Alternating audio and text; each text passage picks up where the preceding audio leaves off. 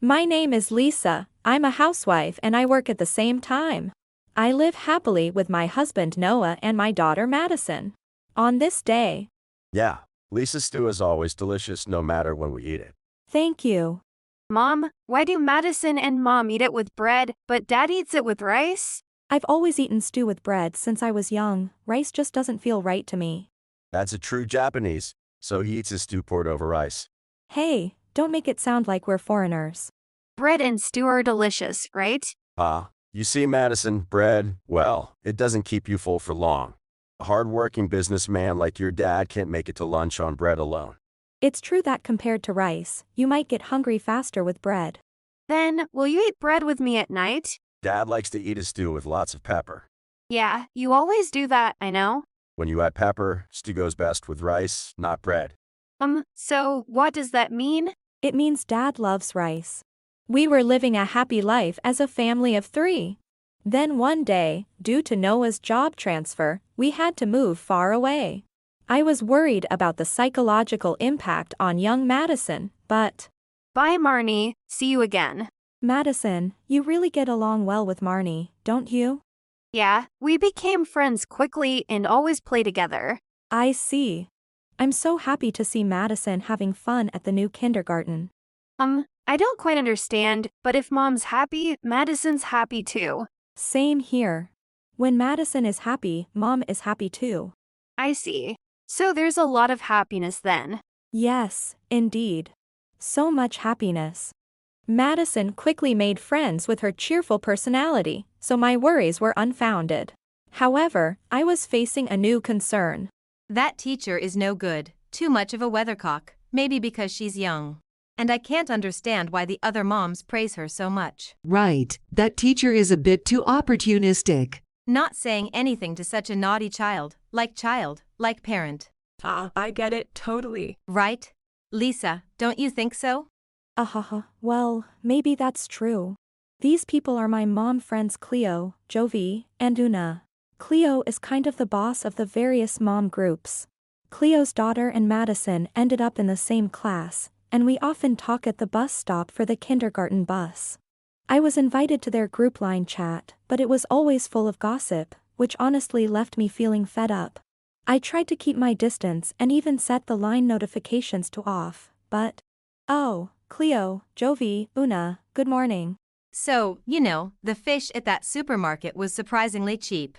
Oh really? That's a relief with the recent price hikes and all. Yeah, totally get it, really, that's so true. Did they not hear me? Good morning, Cleo, Jovi, Una. Salmon, no matter how much you have, it's never too much. I ended up buying a lot. If you freeze it, it lasts longer, and it's a must to buy in bulk when it's cheap. Exactly, a must, seriously, that's right. I see, this is... From that day, I started to be ignored by Cleo and the others, and I was even removed from the line group. It seemed the cause was my absence from the weekly Mom Friends meeting, but I didn't mind it much. However, the exclusion wasn't limited to just me anymore. Madison, let's play again in the park next time. Sure. Oh, that was so much fun. Marnie, I told you not to talk to that girl. What? Why? Why not? Her mom is a terrible person who ignores us moms. That means Madison is a bad kid too. If you play with her, you'll pick up bad habits. Is that true? Madison isn't a bad kid. She plays a lot with me, she's a good kid. You're just a child, you don't understand. Has Mom ever been wrong? Just do as I say. But... Hold on. I don't mind what you say about me, but please don't treat my daughter like this. Oh, and who might you be? Sorry, but I can't be friends with someone as lacking in class as you. Please don't talk to me so casually when we're not even friends. Cleo didn't just ignore me, she started badmouthing me to Marne and Madison behind my back. Concerned about the negative influence on Madison, Noah and I considered switching her to a different kindergarten. One day, Madison was invited to Marnie's birthday party, and despite my reluctance, we decided to go. On the day of the party... Hello, Marnie. Happy birthday, Marnie. Madison, you came. Huh? Why are you two here? I didn't invite you. Ugh. I invited them. It's my birthday today, so it's fine, right? Ugh, all right. You two should thank Marne. Thank you, Marnie. We're happy to be here. Thanks for inviting us, Marnie.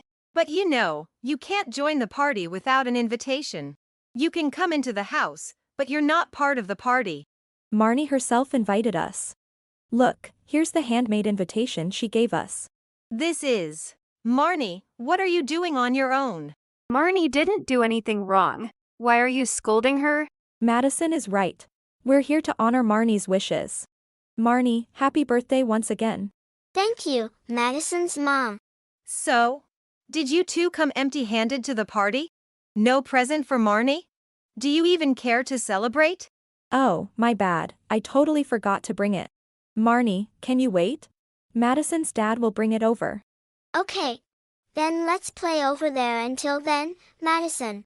Yeah, let's play together. As the children left for another room, Cleo began to snidely make remarks at me. I was just letting her words flow over me when Noah arrived with a present. Excuse me. I'm Madison's father, Noah. I brought a present. Sorry for being late on such an important day. Wah. Oh, no. Don't worry about it at all. And Noah, you're so handsome. Why don't you come in? What was that high-pitched voice? Was that really Cleo? I know, right. I heard she likes handsome men, but this is a bit much for me. Thank you, but I wouldn't want to intrude suddenly. Not at all. You're more than welcome. Please come in. Haha. Well, if you insist. I would like to speak with Marnie's dad if that's possible. Oh, my husband is so boring. Talking to him is a waste of time. Rather, why don't you play with the kids? Is that so? That's a pay. I'll go play with the kids then. By the way, Noah, you and Lisa don't seem to match at all. Why did you get married? Yeah, that's true. It actually started with my one-sided love. I pursued her persistently until we got married, and now I'm really happy. I'm trying to be worthy of Lisa. It's quite challenging. Match? I meant that you're too handsome for her. There are better women out there for you. Lisa is too plain-looking. That's not true. For me, Lisa is the most beautiful woman in the world. Her simple makeup and dress are just to suit my preferences. I get it. Lisa is naturally beautiful, so simplicity suits her best. True, they say simplicity is the best, but that's only if you have the right basics. Wah. Why are you taking Lisa's side? Cleo became angry when Jovi and Una suddenly started supporting me. Then Jovi and Una said, I might as well say it now, but I've always fought Cleo. You go too far with your words. Totally agree. We've been on the receiving end of your insults just because we're playing too. Seriously, who do you think you are? Who do I think I am? What about you two? Always clinging to me, flattering me. You're nothing but foxes borrowing the tiger's might. Don't you dare act all high and mighty, you foxes who can't even assess yourselves correctly. So that's what you think of us.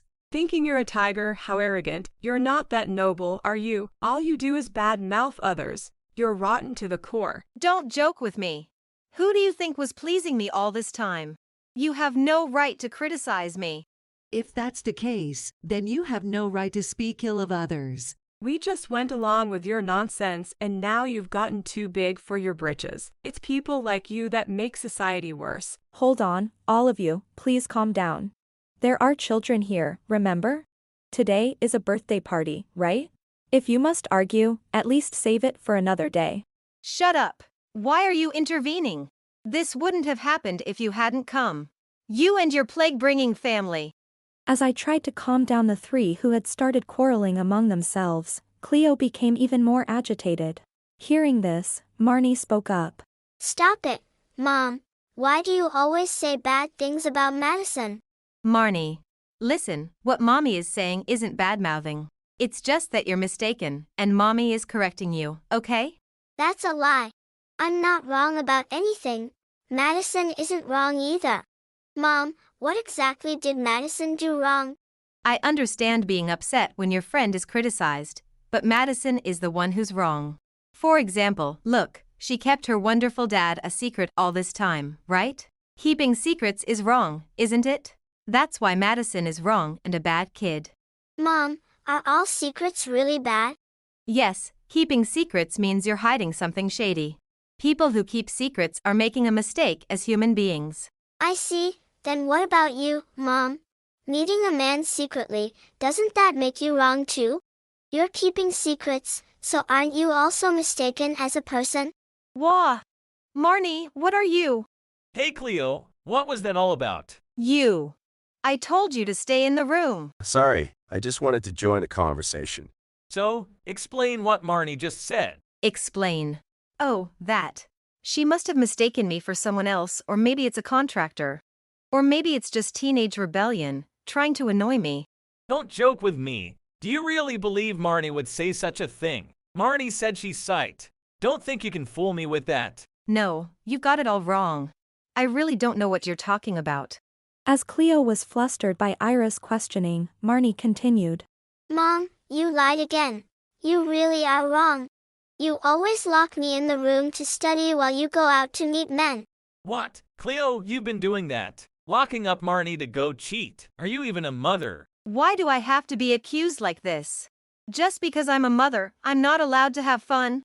Don't change the subject. What you're doing is messing around with men. Making your child suffer just so you can do that. It's unthinkable. What?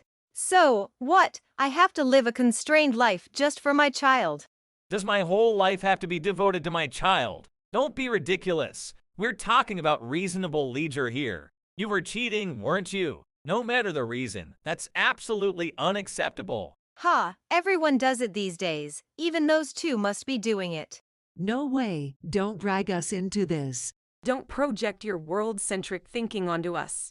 Even after all this, you don't reflect or apologize. That's it, I want a divorce. I'll take custody of Marnie, and you'll be paying alimony and child support. Get ready for that. I know a good lawyer if you need one. I can introduce you. Wait. What terrifying thing are you two thinking about? Divorce is a joke, right? Don't be ridiculous. Can't you understand what you've done? I'm not changing my mind about the divorce. Get out of this house quickly. But, Lisa, you have to do something about this situation. Why should I have to do anything? It's the result of your own actions, isn't it? And think about poor Marnie. I fully agree with the divorce, so I refuse. You think this is none of your business? Jovi, Una, you're different, right? You'll help me, won't you? After all that just happened, how can you expect us to help you? Right. You should just fall as far as you're going to fall. What? Marnie? Marnie, you don't want to say goodbye to Mommy, right? I feel the same way. I hate a mom who doesn't care about people important to me. I'm fine with saying goodbye forever. Someone who makes Marnie say such things can't be a mom. No one will help me. Everything was fine until just a moment ago. Your routine of looking down on others and cheating isn't what I call fine. Anything built on the sacrifice of others will eventually collapse. Not that I can talk, but bad-mouthing others eats away at your own heart. For better or worse, the words you say impact you. Words affect your heart and body, so you have to be careful. Bye, Mom. Goodbye forever. Ah, I see. I was really someone without family or friends. Thus, Cleo dejectedly returned to her room, and the birthday party was disbanded. Afterwards, Ira divorced Cleo, and she was ordered to pay a large sum in alimony and child support. Unable to turn to her parents due to pride and having no money, Cleo borrowed from several lenders to pay the full amount. When she tried to be with her affair partner, she was quickly abandoned because of her debt. Left with a huge debt and living alone, Cleo had no choice but to work grueling night shifts to pay it off. Leading a financially strained and nocturnal life, Cleo spent her days sleeping with the morning sun, tearfully reminiscing about the times when she had people around her. Meanwhile, Madison and I reconciled with Jovi and Una after receiving a formal apology. And then... Madison, over here, over here. Marnie, you're so fast. All right. Ha! You two really play so energetically. Marnie being cheerful is thanks to Madison. I'm truly grateful. Oh, no. It's thanks to Marnie that Madison smiles every day. Lately, she's always talking about Marnie at home. Is that so? It seems Marnie has found a really good friend. Mom, let's play tag together. Madison's mom, let's play together. Me. I usually play chase with Noah. That's exactly why, isn't it? Come on. They're both eagerly waiting. All right, here I come.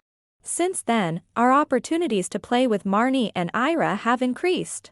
Perhaps due to the pent-up energy from not being able to play freely before, Madison and Marne were always jumping and frolicking around.